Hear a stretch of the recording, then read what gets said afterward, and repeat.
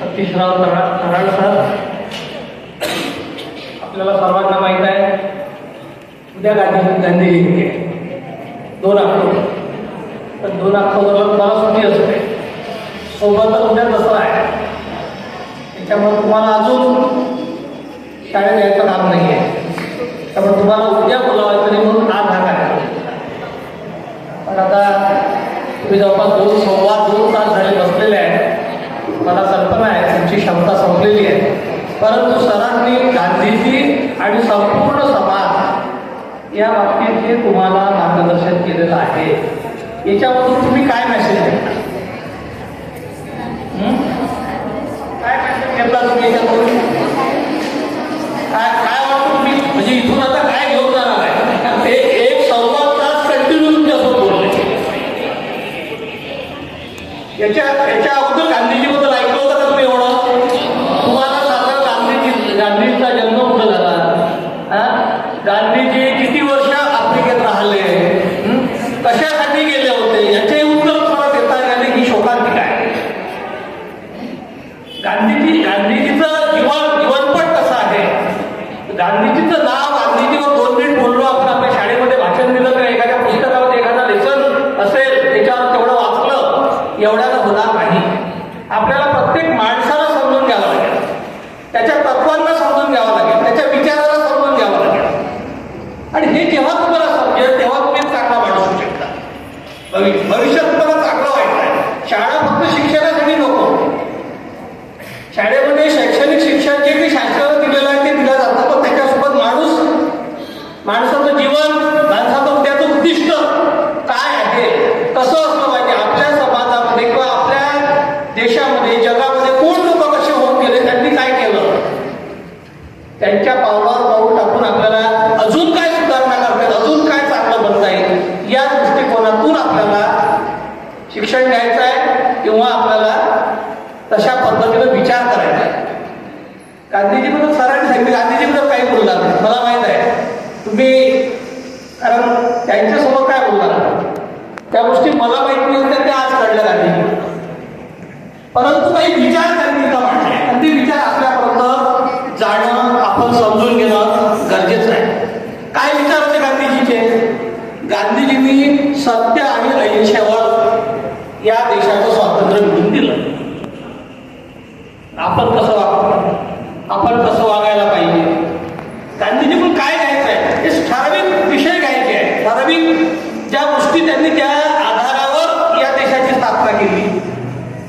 तर युद्ध करून ते जिंकू शकत नाही. आज बघताय तुम्ही पाहत असाल अनेक देशाचे युद्ध सुरू आहे तरी जगता येऊन गेलं. पण या माणसाने त्या काळात आपल्या 100 वर्ष, आमच्या जन्माच्या अगोदर 100 वर्ष, माझा जन्म 1968चा आहे, महात्मा गांधीचा 1869, म्हणून माझ्या अगोदर 100 वर्ष, तुमच्या आता 150 वर्ष झाले. मग त्यावेळेस या माणसांनी सत्य अहिंसेच्या भरोशावर ब्रिटिशांच्या कडून या देशाला आपल्याला स्वातंत्र्य मिळवून दिलं. हा विचार आपण घेतला पाहिजे. हा विचारच घ्यायचा, त्यांनी विचारच सांगितलेला आहे तुम्हाला. पण आपण त्याला खोटं म्हणतो.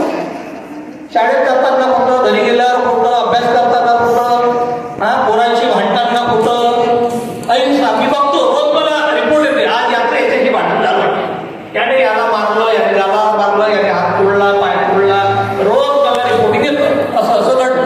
मग ही अहिंसा नाही का? मग आपण कोणते गांधीजीचे विचार घेऊन चाललो आहे? आपण खोटं बोलतोय, मग आपण कुठं गांधीजीचे विचार घेऊन चाललेलो आहोत? आपल्या बेटा आपण आज बघताय तुम्ही जातीमध्ये भांडणं आहे, भांडणं लावल्या जाते आहे, समाजामध्ये भांडणं आहे. त्यावेळेस या माणसानं त्याच्यावर काम केलेलं आहे. आपल्याला आज काही गोष्टी राजकीय दृष्ट्या सोडून द्या, राजकारणामध्ये राजकीय दृष्ट्या काही गोष्टी केल्या जात असेल, त्याच्यात त्यांचा फायदा असेल, कोणाचा फायदा असेल, कोणाचं नुकसान असेल, पण आपल्याला जीवन जगतात असताना आपण सर्व समाजाचे लोक एकत्र जेव्हा येतो तेव्हा आपण कसं जगलं पाहिजे, आपण कसं वागलं पाहिजे, हा संदेश त्या काळामध्ये गांधीजींनी तुम्हाला दिलेला आहे. तुम्ही शालेय शिक्षण घेताय, हे बेटा आयोजित केलं जाईल, पण तुमची जी उद्याचे तुमचे जे प्रॉब्लेम आहे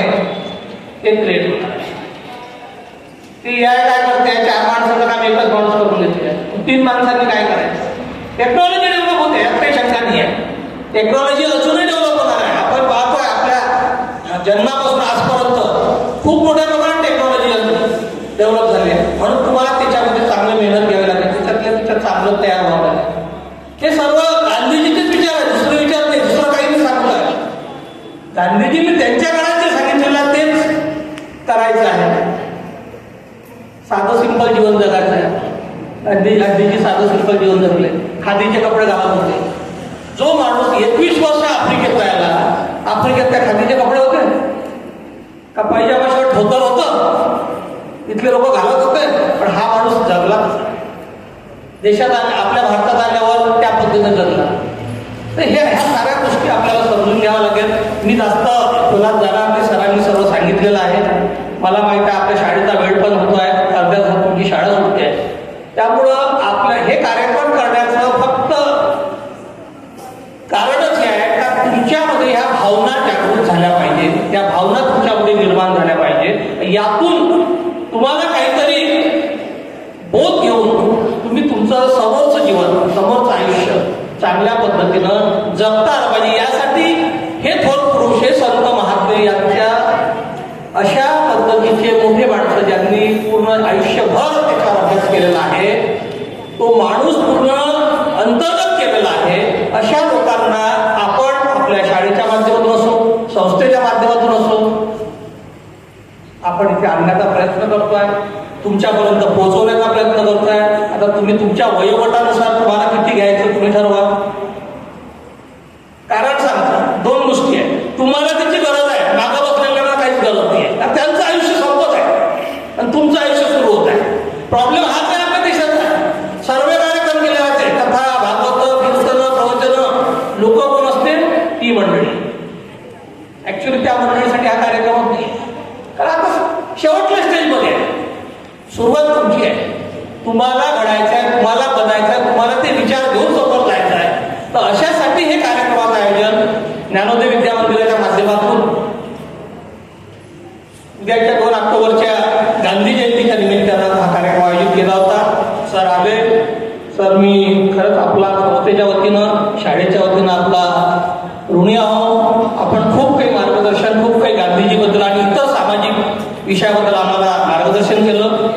त्याबद्दल आम्ही तुमची शेवटपर्यंत ऋणी राहू आणि अशाच पद्धतीचं मार्गदर्शन पुढीलही काळात आम्हाला भेटेल ही आशा करतो आणि माझी दोन शब्द. धन्यवाद.